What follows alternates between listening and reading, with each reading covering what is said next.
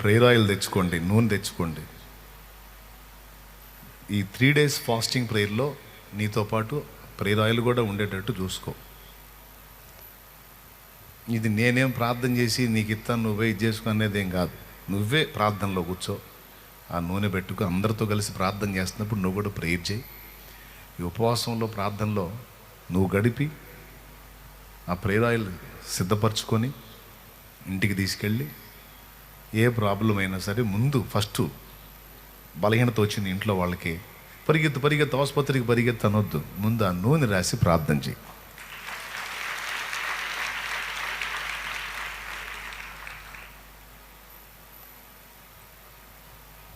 ఖచ్చితంగా దేవుడు జవాబిస్తాడు నీకు విశ్వాసం ఉంటే.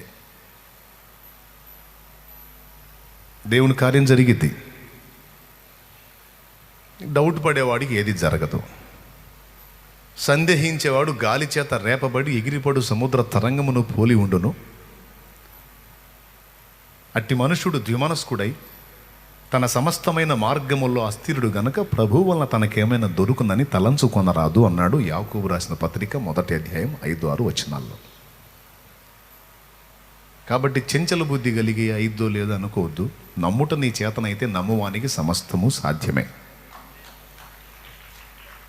నూనె పెట్టి ప్రార్థన చేస్తే శక్తి వచ్చిద్దా అంటాడు ఒకడు.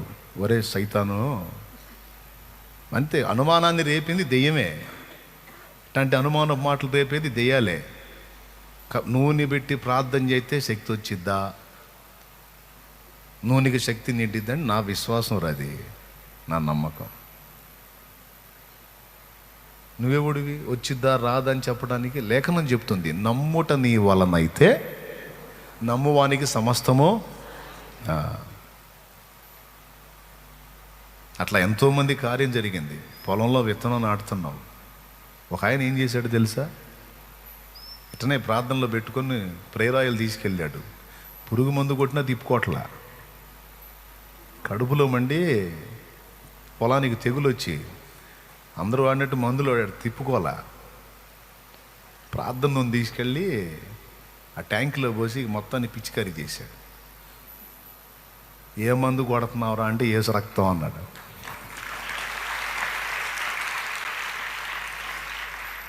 ఏ మందు అంటే యేసు రక్తం అన్నాడు.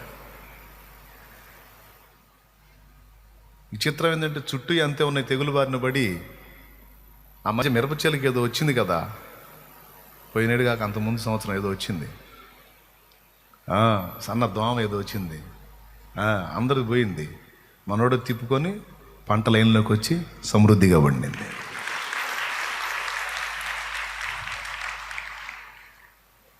ఎటకారాలు చేసేవాళ్ళు చేసి ఉంటారు కదా, ఏంది అది యేసు రక్తమా?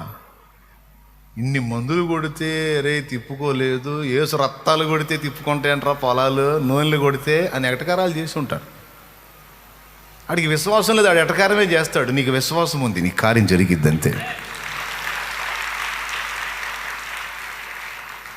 ఎట్లయితే అయిద్దా, అట్ట జరిగిద్దా, ఆహా ఊహు అని ఈ సైతాను స్వరాలను లక్ష్య పెట్టొద్దు. నమ్ము, అంతే, దేవుని కార్యం చూస్తాం. ఆమేన్. రండి దేవుని వాక్యాన్ని ధ్యానించుకుందాం.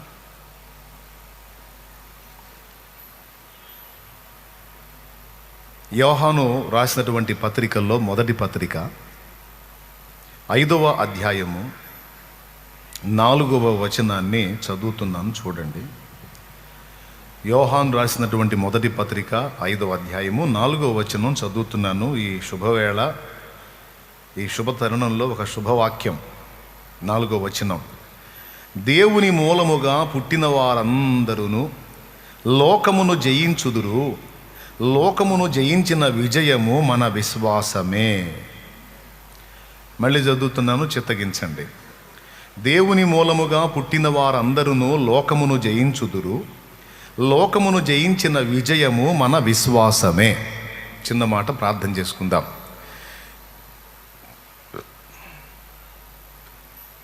ప్రేమ కలిగిన మా మహాపరిశుద్ధ తండ్రి, ఘనుడవగు దేవా, నీకు స్తోత్రం. నీ దయాపూర్వక సంకల్పాన్ని బట్టి మమ్మల్ని అందరినీ కూడా ఈవేళ ఇలా సిద్ధపరిచినందుకు కృతజ్ఞతలు.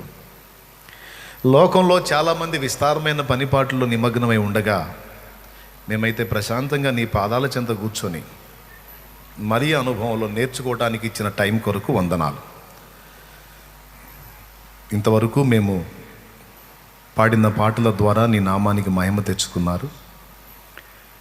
కొద్దిసేపు నీ మాటలు ధ్యానించుకొని తర్వాత మేము ప్రార్థన చేయబోనుకున్నాం. దేవా, మమ్మల్ని దర్శించి నాతో మాతో అందరితో మాట్లాడు. ఉపదేశాన్ని అడ్డగింపు చూసే సైతాను, దురాత్మ, దయ్యపు అంధకార శక్తుల ప్రభావం, ఆటంకపరిచే శక్తుల ప్రభావము యేసు నామంలో బంధిస్తున్నాం. పరిశుద్ధాత్మ తండ్రి, అన్నీ పక్కన పెట్టి, ఆహారాన్ని కూడా పక్కన పెట్టి, నీ ఆత్మీయ ఆహారం వాక్యము కావాలని, నీ సన్నిధి కావాలని, నీ అభిషేకం కావాలని, నీవిచ్చేటువంటి ఆత్మీయ స్వస్థత కావాలని, నిన్ను ప్రేమించి లోకాన్ని పక్కన పెట్టి నీ పాదాల చెంత గడపటానికి వచ్చిన నీ బిడ్డల్ని దర్శించు, దీవించు.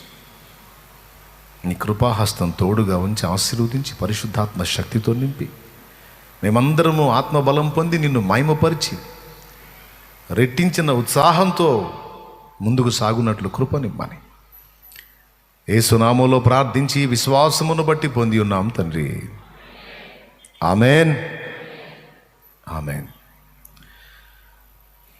ప్రభునందు ప్రియులారా,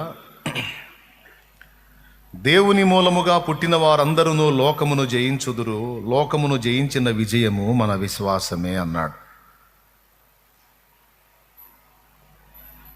ఈ మాటని మళ్ళీ ఒక్కసారి వెనక నుంచి ముందుకు చదువుదాం, అప్పుడు మనకి క్లారిటీ వస్తుంది. లోకమును జయించే వాళ్ళు ఎవరు? దేవుని మూలంగా పుట్టినోళ్ళు.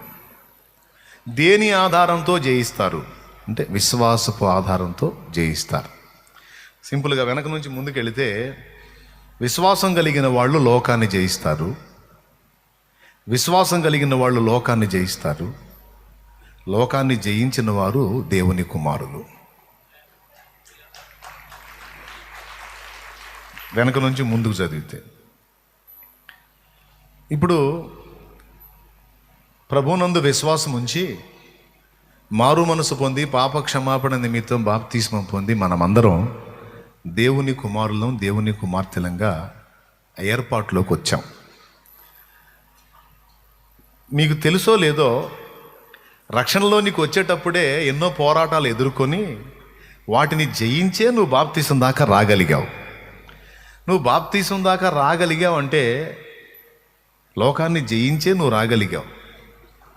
ఆకర్షణలు, అలవాట్లు, వ్యసనాలు, కులమతాలు, మనుషులు, సెంటిమెంట్లు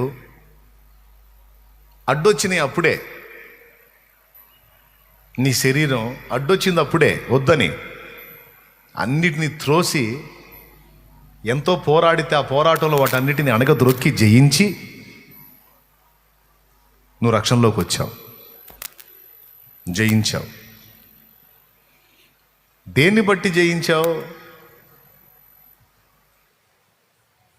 అసలు లోకంలో వాటన్నిటినీ అధిగమించేటట్టు నిన్ను చేసింది ఏది అంటే ప్రభు అయిన యేసుక్రీస్తు నందలి నువ్వు కలిగి ఉన్న విశ్వాసం. ఆ విశ్వాసం ఎంత పని చేసిందంటే కులాన్ని పక్కన పెట్టించింది, మతాన్ని పక్కన పెట్టించింది. కబరస్థాన్లో నీకు చోటు ఏమంటే నీ చోటు నువ్వే పెట్టుకొని ఇంకా 2 సమాధులు నువ్వే కట్టుకో, మాకు వద్దనిపించింది. అర్థమైందా? మా కమిటీలో నుండి నిన్ను వెళ్ళేస్తామంటే నువ్వు వెళ్ళేసేది ఏముంది, నేనే మిమ్మల్ని వెళ్ళేసిపోయాను యేసుప్రభు దగ్గరికి, ఏడిసేవలేపో అనిపించింది. విశ్వాసమే. మా పెళ్ళిళ్ళకి నిన్ను పిలవం, ఇతర కార్యక్రమాలకి నిన్ను పిలవమంటే 7 సార్లు పోండి, మీరు ఎవరు అవసరం, నాకు సంఘం ఉంది, దేవుని పిల్లలు ఉన్నారు, దేవుని కుటుంబంలో చేరా నేను, నాకు యేసయ్య ఉన్నాడు, ఆయన రక్తంలో కడగబడిన పరిశుద్ధులు ఉన్నారు. అప్పుడప్పుడు ఎవరన్నా వచ్చి నా దగ్గర ఏడుస్తారు, అన్నా మా వాళ్ళు ఎవరు రామంటున్నారన్నా పెళ్ళికి అంటుంటారు. నేను అన్నాను, 40,000 మంది ఉన్నారు, ఎన్ని లారీలు పెడతావు పెట్టు, నేను పంపిస్తానని చెప్పాను. నీకు దమ్ముంటే ముష్టి 30 మంది 40 మంది రాలేదని ఏడుతున్నావు నువ్వు. నీకు దమ్ముంటే నువ్వు లారీలు పెడితే 40,000 మందిని ఎక్కించే బాధ్యత నాది. పిచ్చిదానా, పిచ్చి తమ్ముడు, ఎందుకు నాన్న? ఎంతమంది ఉన్నారు నీకు? వాళ్ళన్న అవకాశవాదులు. నువ్వు బాగుంటేనేమో వ్యసనపడి చేస్తారు, నువ్వు ఏడుతుంటేనేమో పగలబడింది అవి ఎగతాళి చేస్తారు. 10 రకాలు వాళ్ళు. నువ్వు ఏడిస్తే ఏడ్చి, నువ్వు నవ్వితే నవ్వే, నీ బాధలో బాధ పంచుకునేటువంటి క్రీస్తు రక్తంలో కడగబడిన ఆత్మీయులు 40,000 మంది ఉన్నారు. నడు, ఎంతమందిని ఆపుతావు? నీకు దమ్ము చేస్తావు. మరి 40,000 మందికి ఫంక్షన్ చేస్తావు, వాము అన్నావు. మరి ఎందుకు? నీదే చిన్న కుటుంబం అనుకున్నావా? నీదేం చిన్న కుటుంబం అనుకున్నావా? నీది పెద్ద కుటుంబం. నీ బంధువర్గం ఏమన్నా చిన్నదనుకున్నావా? ఆ బంధువర్గం అన్నా శరీర సంబంధమైన తల్లిదండ్రులను బట్టి ఏర్పడిన బంధువర్గం. ఇది మన ఆత్మలకు సృష్టికర్త అయిన వాని ద్వారా, ఆయన రక్తము ద్వారా ఏర్పడిన అనుబంధం. ఆ విశ్వాసం అంతరంగంలో పెట్టి మొత్తం వెళ్ళేసినా సరే దేవుని కోసం నిలబడ్డావు. అవునా? కులాన్ని పక్కన పెట్టావు విశ్వాసాన్ని బట్టి, మతాన్ని పక్కన పెట్టావు విశ్వాసాన్ని బట్టి, బంధువర్గాన్ని పక్కన పెట్టావు విశ్వాసాన్ని బట్టి, ఐశ్వర్యాన్ని పక్కన పెట్టావు, అల్ప సంపాదన, అక్రమ సంపాదన పక్కన పెట్టేశావు విశ్వాసం కోసం. అసలు సామాన్యంగా మనుషులు జయించలేనివి వీటన్నిటిని నువ్వు జయించావంటే దానికి కారణం కేవలం యేసునందలి విశ్వాసమే. అవునా కాదా? దేవుని మూలముగా పుట్టిన వారందరూ లోకమును జయించుదురు, లోకమును జయించిన విజయము మన విశ్వాసమే. బాగుంది.